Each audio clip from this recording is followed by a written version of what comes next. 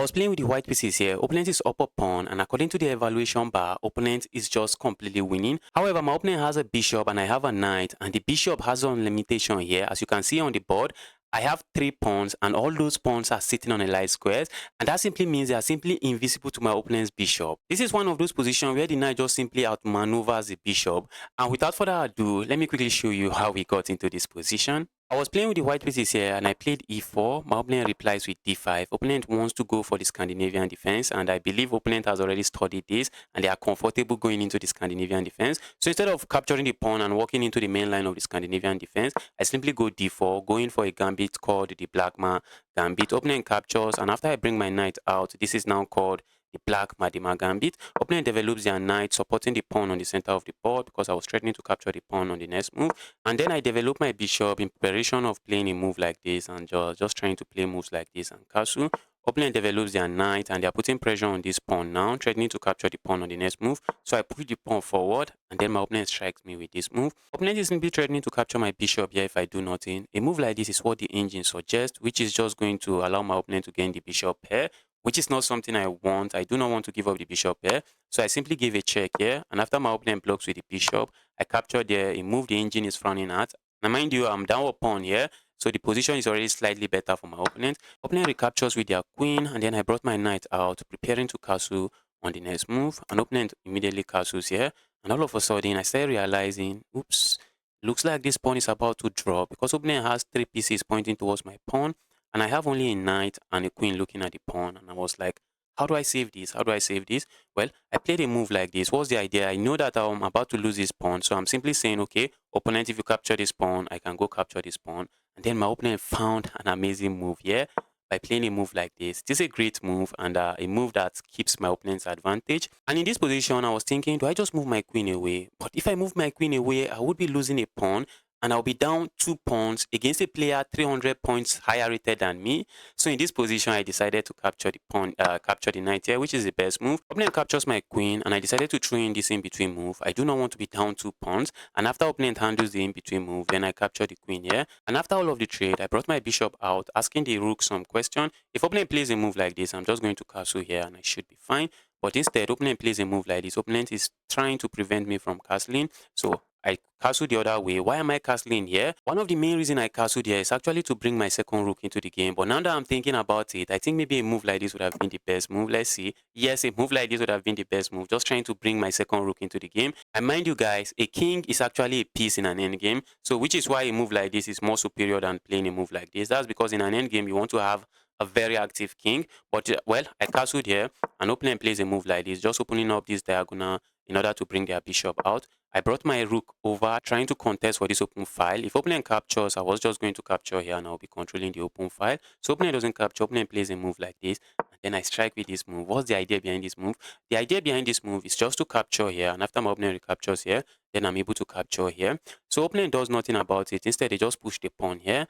And for a moment, I thought I could not capture here. I thought if I had captured here, opponent captures here. And when I capture here, opponent can capture here. So I did not capture here immediately because I thought my opponent can capture here. But the problem is that after I capture here, if opponent dares to capture here, oopsies, I play a move like this. That's a pin on the bishop. Opponent is going to be losing the bishop on the next move and I'll be left with a completely winning position. But instead of capturing here immediately, I decided to push my pawn forward, just trying to solve the problem of my opponent's bishop coming here. This is a blitz game, so I was playing very fast, which is part of the reason I missed that.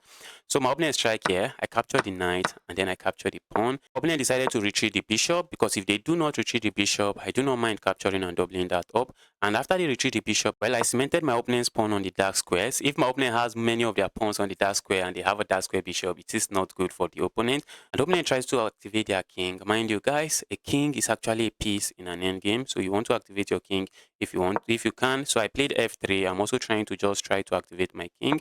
And opponent strikes this way. I brought my knight here. I was looking at bringing the knight here, but I was not seeing any prospect for the knight.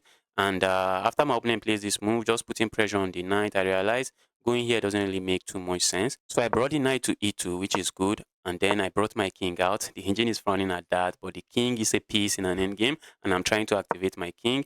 And then I brought my king out again. And after opponent captures here, I capture here. Opponent offers a trade again. I captured here. and after the trade, I decided to push a pawn here. What's the idea behind this move? If opponent had captured here, and then I capture here, and opponent goes for this pin, what do? I think f3 is the move. What if opponent push this pawn forward? What if, okay, the engine is suggesting opponent goes d6 or push the pawn forward. If opponent push the pawn forward, isn't that a pawn? That's a pawn. And I think now I also have a pass pawn. Position is kind of tricky, but the engine is saying completely equal or slightly better for white. But all of this did not happen in the game. But all of that did not happen in the game because after I played a move like this, opponent did not capture. Instead, they decided to activate their king, and then I pushed my pawn forward again.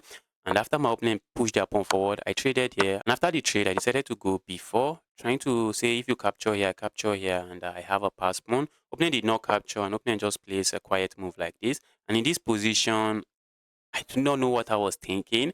I just don't know what I was thinking. Going b5 makes a lot of sense. If opponent captures, I can capture here, and I will have two connected pass pawns. But I did not go b5. Instead, I just played a move like that. And just like that, opponent is winning. Why is opponent winning? Because opponent can simply capture here. And after the trade, opponent is just up a pawn. How do I win this game? I was just thinking, how do I even get a draw? I was not even thinking of how to win now. I was thinking, how do I get a draw here? Because opponent has a pass pawn that might start running very soon. And I have two pawns on 3 here. My pass pawn is just not running anywhere. My pass pawn can't really go anywhere. Well, this is a knight and a bishop endgame.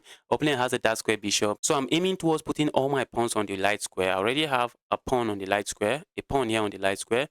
So I went here trying to get my opponent to push pawn forward here. Because if they play a move like this, I can go capture here and I should be fine.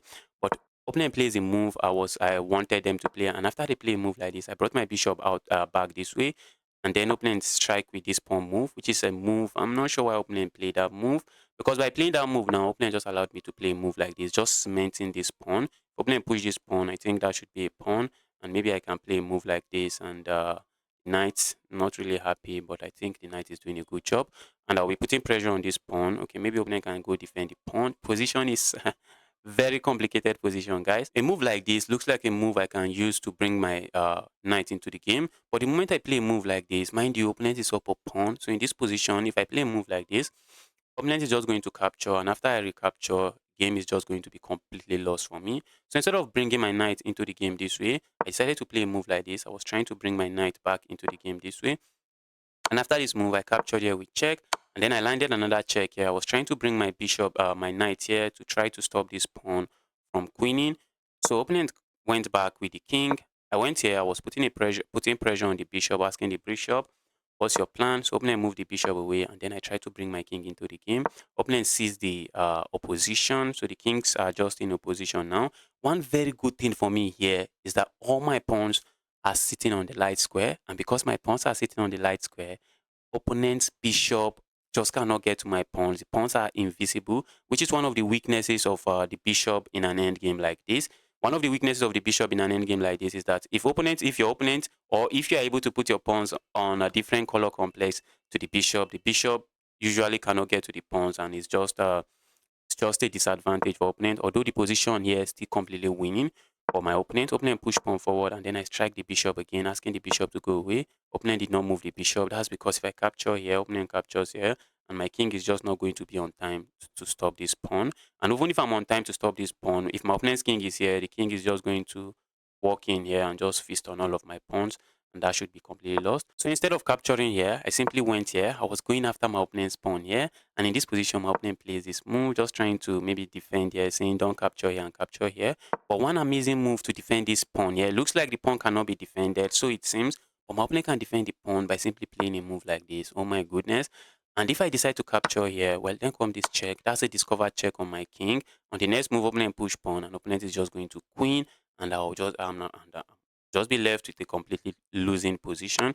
So instead of playing that, opponent did not play that. Opponent decided to play a move like this. Well, I grabbed myself this pawn. Opponent decided to defend the pawn this way. And now, what is my plan? My plan is to try to get my king over here to stop my opponent's pawn, to just capture my opponent's pawn. So opponent pushed the pawn forward. Then I brought my king. The engine is frowning, but I'm not the engine. And we have just less than 1 minute on the clock. So this is some kind of bullet game. And notice something, guys. The knight is controlling this square and this square. The pawn is controlling this square and this square. So the king just cannot penetrate the position. Position now is just completely equal. Well, I went here. I told you guys my plan is to go after the pawn. Then I grab the pawn. Look at this. Opponent's bishop, very useless. Just cannot go after my pawn.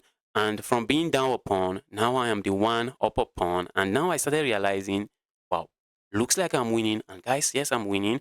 The clock situation, I have 38 seconds. Opponent has 34 seconds. So the position is good for me on the board, and the clock situation is also not too bad for me. So opponent plays bishop to c3. I'm not sure what that move does, because maybe they are just trying to stop my king from coming here. But well, I brought my king out the other way, and then I was going after my opponent's pawn on the other part of the board. And in this position, opponent was just trying to flag me, just moving their bishop left, right, center. So I'm attacking the pawn now, and after my opponent defended the pawn, I landed the check here, grab the pawn. I'm up a pawn. I'm still up a pawn. Even though I lost the other pawn, I'm still up a pawn. If opponent captures here, it is GG's. I'm just going to capture here, walk towards this pawn, capture here. Opponent knows that, so they did not capture. I brought my knight out this way. I'm trying to go for this pawn. Opponent is trying desperately to bring their king into the game, because the king seated here is not doing much. I brought my king out this way, and after opponent plays a move like this, I went after this pawn. I grabbed the pawn. Now I'm down. I'm up 2 pawns and a completely winning position. Clock situation, I still have like 4 seconds time advantage. And now it's time for me to start trying to promote my pawns, and which is exactly what I did. I was just pushing my pawn forward. Okay, I thought I gave up all the advantage here. Not really. Opponent was really trying hard to flag me here, because that's the only option they have. Even if I lose all my pawns now or lose my piece here, the position is just going to be equal, because opponent has insufficient checkmating material. So I push my pawn forward here, and this is my final mistake. And now the position is completely equal if and only if my opponent finds this move, which is very easy move to find. But what's the idea behind this move? The idea behind this move is that after a move like this, what can I play? It's not, I cannot defend this pawn. And after I play, let's say, a move like this, opponent can simply sack here. And after the capture, game simply ends in a draw, because I have insufficient checkmating material. But opponent did not play that move. Instead, opponent plays this move. And now I simply defended my pawn. And then after opponent is just scrambling around. I brought my knight into the game. Brought my knight here. What's the plan? The plan is just to go check here, promote to a queen. So opponent is trying to stop me from queening. I captured the bishop here. Was expecting a resignation, but my opponent doesn't resign. Opponent is desperately trying to flag me. I push my pawn forward, make a new queen, landed a check here. And what do you do in this kind of position? Well, you go for the ladder's checkmate, because I have 4 seconds now, so I need to go for a simple pattern instead of trying to figure out how do I checkmate with the queen and the knight, or the queen and the king. So I simply promote my next pawn, and after I promoted, I just hit my opponent with a check here, a check here, a check here, and the famous ladder's checkmate. Guys, if you have made it this far into the video, do not forget to like and subscribe for more videos like this.